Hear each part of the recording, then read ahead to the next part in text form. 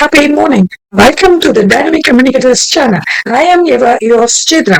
Today, we are going to learn one sentence how to answer in three ways. Number one, casual.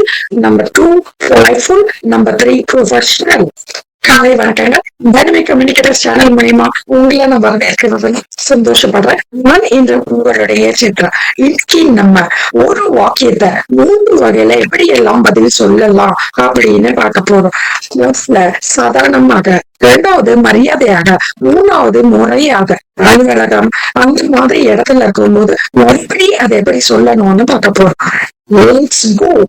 வாங்க பார்க்கலாம். How to say one sentence in 3 ways. I don't understand is the sentence. ஒரு வாக்கியத்தை 3 விதங்கள்ல எப்படி சொல்லலாம்னு பார்க்க போறோம். I don't understand அப்படின்ற ஆங்கில வார்த்தைக்கு அர்த்தம் எனக்கு புரியல. In a casual manner, we can say it as I don't get it. சாதாரணமா எனக்கு புரியல அப்படின்றத ஆங்கிலத்துல I don't get it அப்படின்னு சொல்லலாம். To say it in a polite manner, sorry I didn't catch that. மரியாதையாக மன்னிக்கவும் நான் அதை சரியா புரிஞ்சுக்கல அப்படிங்கிறத ஆங்கிலத்துல sorry I didn't catch that அப்படி சொல்லலாம்.